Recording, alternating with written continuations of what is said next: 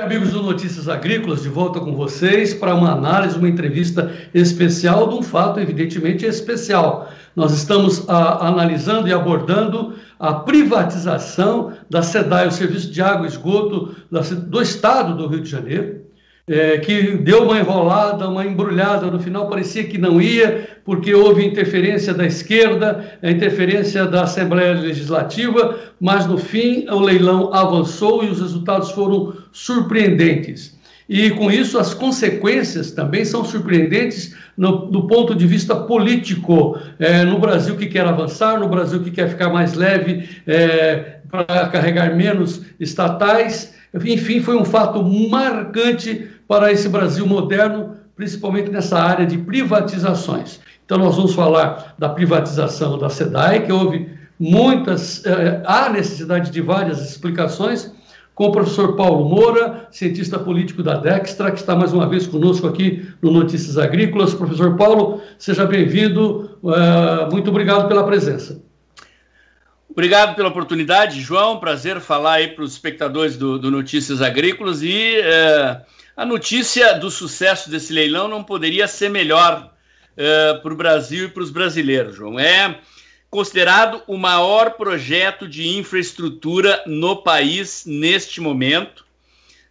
Não estão previstos projetos desse porte em nenhum outro lugar. Quer dizer, tudo que a gente está assistindo de concessões e privatizações de ferrovias, portos, aeroportos e rodovias não se compara ao resultado deste leilão. São 30 bilhões em investimentos, 12 bilhões dos quais os vencedores dos leilões, os que adquiriram os lotes de distribuição de água no estado do Rio de Janeiro, têm que investir nos primeiros 5 anos. Nós estamos falando aqui de ampliação gigantesca da malha de fornecimento de água potável e esgoto tratado para a população de todo o estado do Rio de Janeiro. Quer dizer, quem ganhou a licitação se obrigou a universalizar o serviço. O Rio de Janeiro tem apenas 40% do estado coberto por água potável e esgoto tratado. Universalização significa que, no intervalo das concessões, o estado do Rio de Janeiro terá que ser totalmente provido de água tratada e esgoto tratado. Então, nós estamos falando aqui de obras de construção civil por vários anos, demandando muita contratação. A gente sabe que construção civil, você, com toda a tecnologia que existe hoje, a engenharia brasileira é das mais modernas do mundo, mas você é obrigado a contratar mão de obra intensiva, porque tem certas funções ali que não são substituíveis por máquinas, né? E estamos falando aqui da despoluição da Baía da Guanabara, da despoluição daquele complexo de lagoas ali da Tijuca. Estamos falando de uma revolução ambiental, econômica e na área de saúde pública no Rio de Janeiro. Nós sabemos que boa parte dos problemas de saúde pública da população pobre do Brasil se devem à falta de acesso à água potável e esgoto tratado. Então, não poderia haver notícia melhor, né?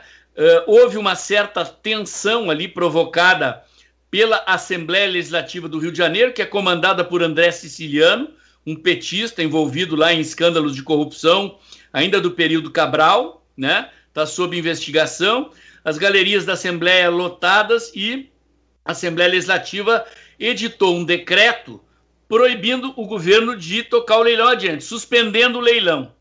Só que eles cometeram um erro, João. O sistema, a modelagem do leilão é muito inteligente, né?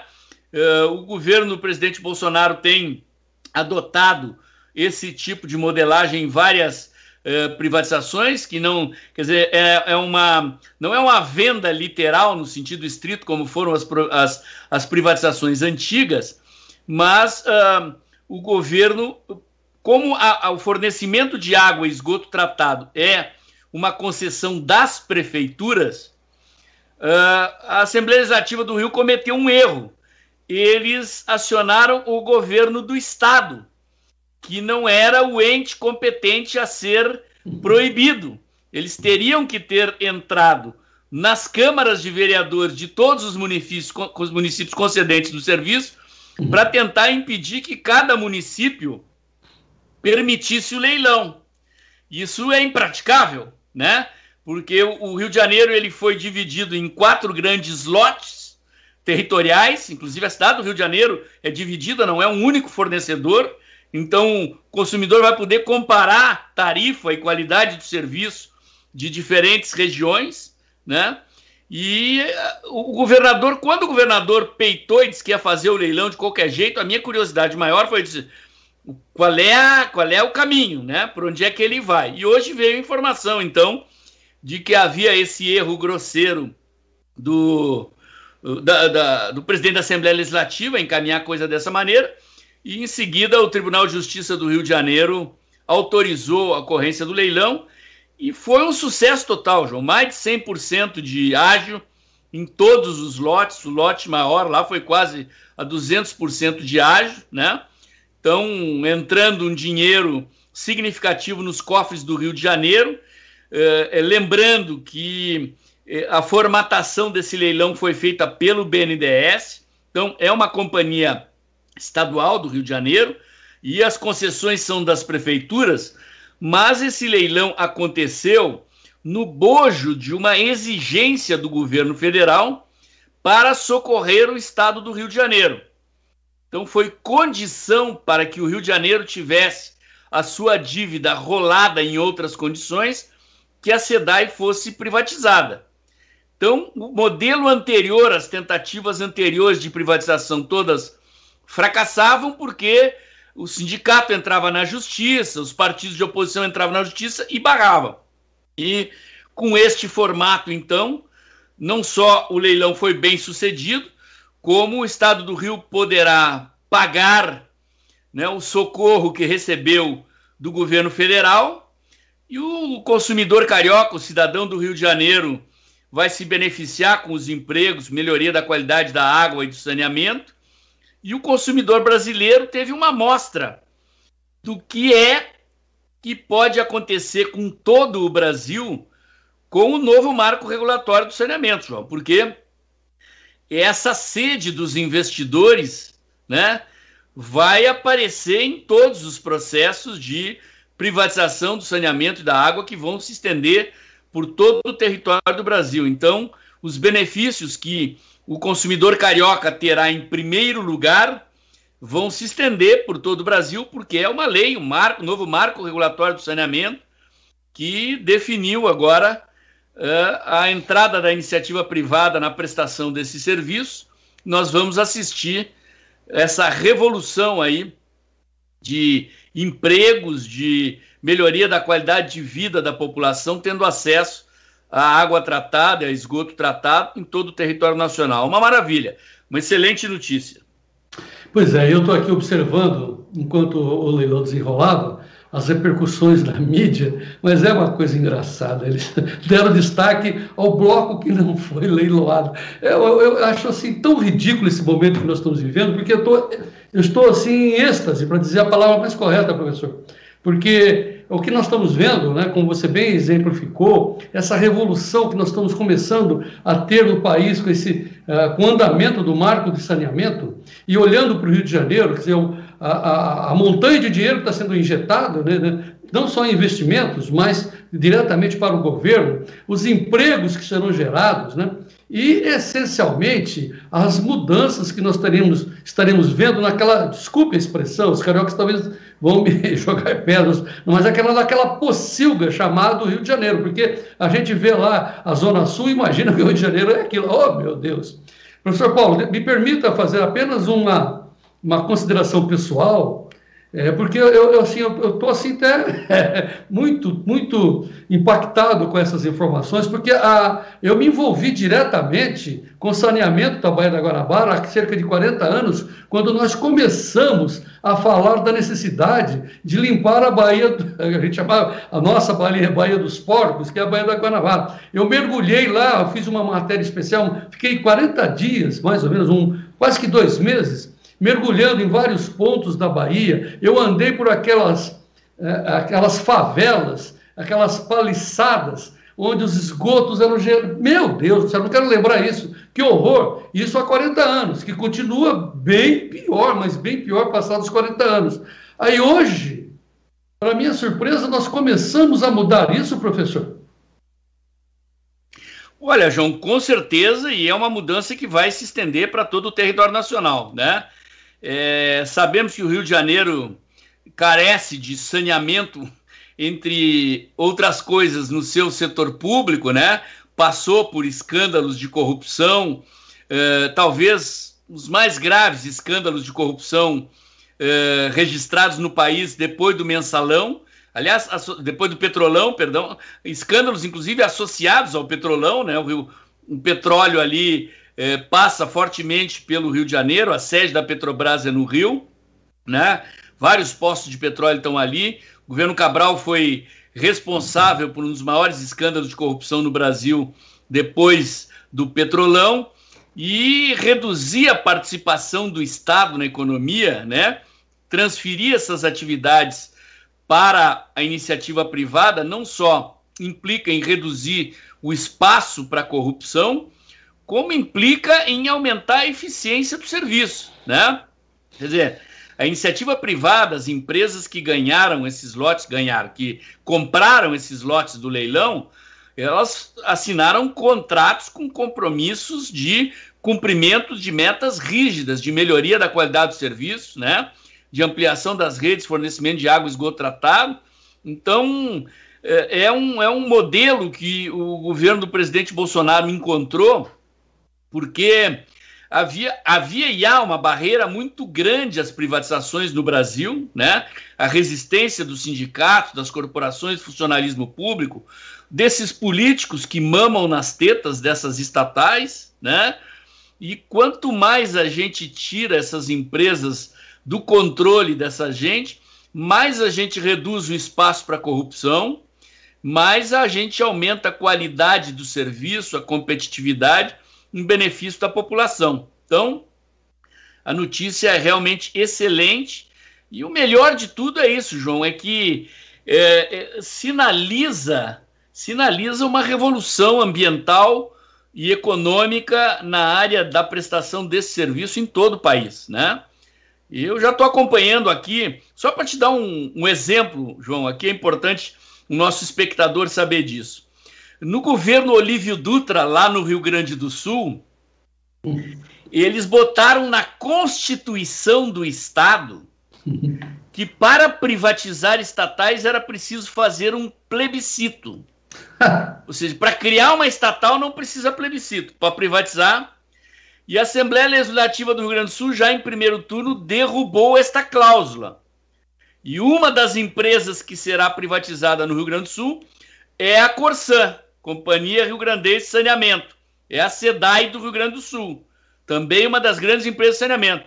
Alguns poucos municípios do Rio Grande do Sul, Porto Alegre tem um departamento municipal, a cidade de Uruguaiana entrou num litígio com a Corsan e ganhou, e há muitos anos já privatizou e fez essa revolução ambiental no município. A cidade de Uruguaiana já é abastecida por água tratada, esgoto tratado há anos, né? Praticamente todo o município, todos os habitantes do município têm água potável na torneira e esgoto tratado, devido à privatização, a uma tarifa justa, né? E agora o Rio Grande do Sul se encaminha para fazer isso e em todos os estados isso vai terminar acontecendo e o modelo bem-sucedido do Rio de Janeiro é exemplo. Muito bem, senhores do Notícias Agrícolas e também do nosso canal Tempo e Dinheiro, nós estamos falando com o professor Paulo Moura, refletindo e tentando entender os detalhes, que são muitos, desse leilão da SEDAI desta sexta-feira, que resultou numa arrecadação de 22,6 bilhões de reais para o Estado, vai universalizar o serviço de água e esgotos, e o que a gente precisa entender agora é o significado. Estamos aí com o professor Paulo nos explicando o que representa o saneamento para o Brasil a partir deste avanço, né, com essa fantástica, esse marco regulatório começando a andar, começando pela SEDAI. Agora, além disso, claro, né, professor Paulo, nós temos os impactos políticos que para a sinalização da sociedade que o governo Bolsonaro 1 está vivo, que as reformas estão andando e que, claro, a esquerda continua discutindo aquelas coisas que, meu Deus do céu, né? Continua discutindo o atraso, digamos assim. Inclusive, o presidente Bolsonaro acompanhou esse leilão como uma circunstância fundamental de evolução para o seu governo, né, professor? A modelagem foi toda feita pela equipe técnica do BNDES, né? Gente da equipe aí do governo do Rio de Janeiro, do novo governo do Rio de Janeiro, participou, mas a construção do modelo de privatização teve a forte participação do BNDES, né? Em função do fato de que estava embutido no negócio a equalização da dívida do Estado do Rio de Janeiro. Então, é bom deixar bem claro, João, esse resultado do leilão não deve ser confundido com os 30 bilhões de investimento. Esses 26 bilhões que você falou, eles entram no caixa do Estado para aliviar a dívida do Estado do Rio de Janeiro com a União em função do socorro recebido.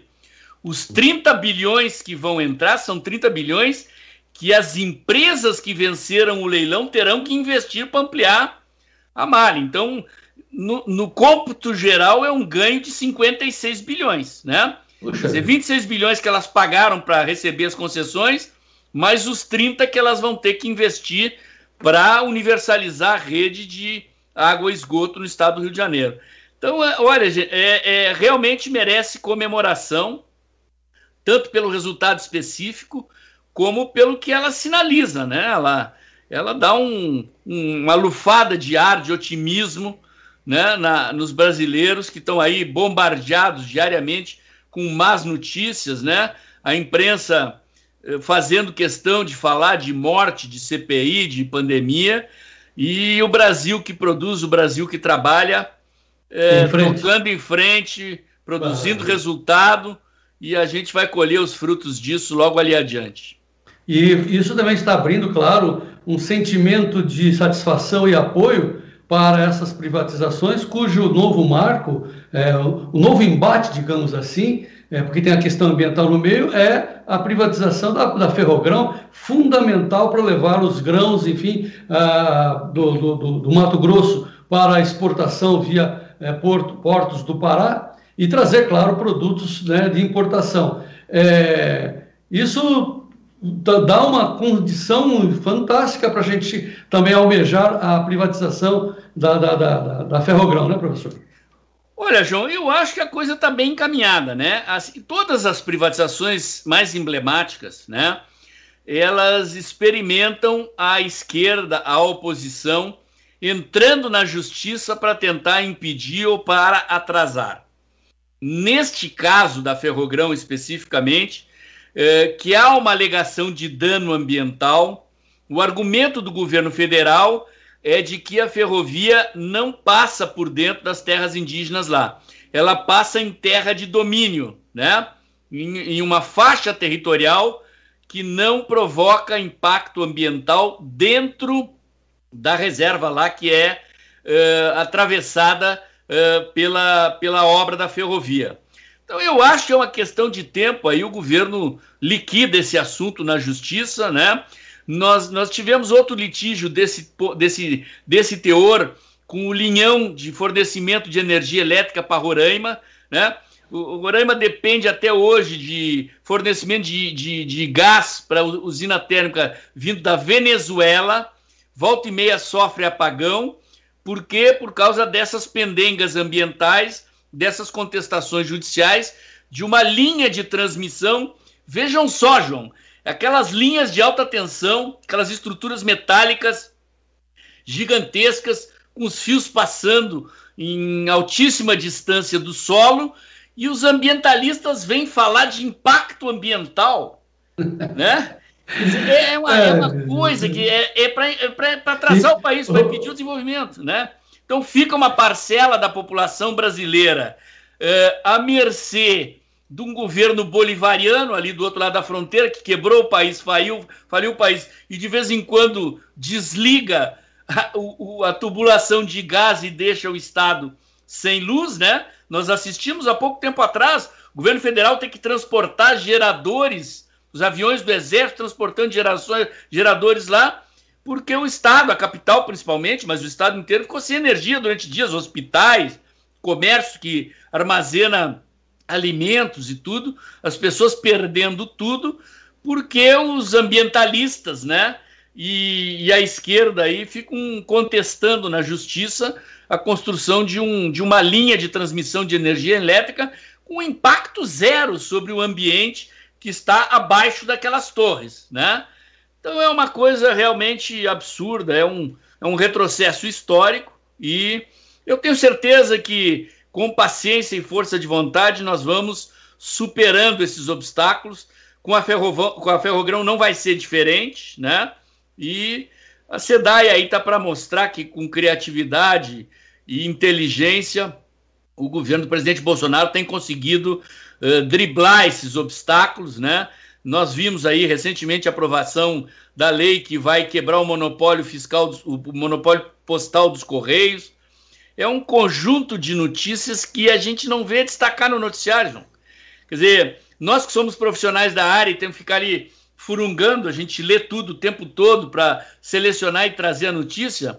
Quer dizer, se eu tivesse uma emissora de TV, se eu tivesse um jornal, uma rede de rádio, eu chamaria meus editores, eu disse, olha, a manchete é essa aqui, vamos vender otimismo, né? Vamos mostrar para o povo brasileiro que nem tudo é morte, doença, miséria, mas a impressão é que esses caras querem botar as pessoas em depressão, puxar o país para baixo mesmo, é um absurdo.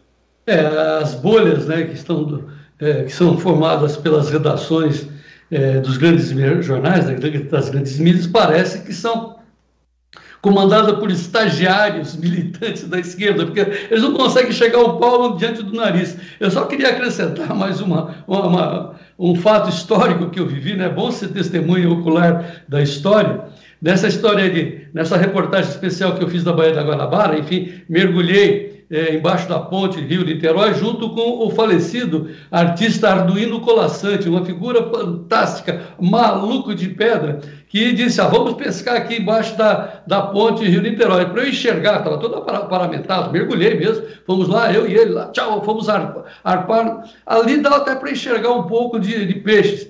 Mas o cara era tão doido, aí você fala em impacto ambiental, ele mergulhou eu vou falar as palavras aqui, vocês podem imaginar, ele mergulhou no meio do estrume, no meio da água, assim, só para provar que a Baía da Guanabara estava um nojo há 40 anos atrás. Imagine que beleza que nós estamos vendo.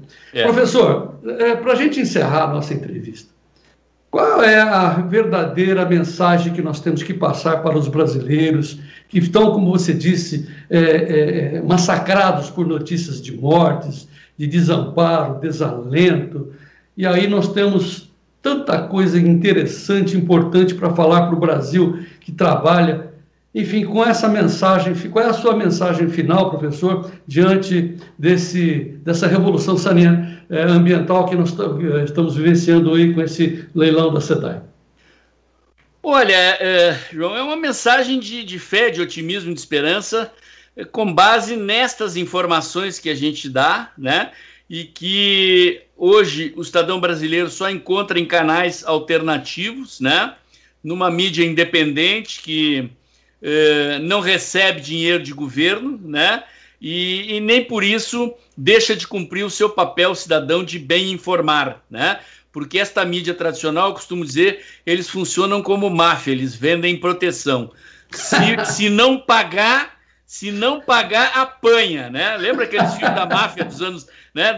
As milícias do Rio de Janeiro vão passando nos comerciantes e cobrando uma taxinha para não ser assaltado.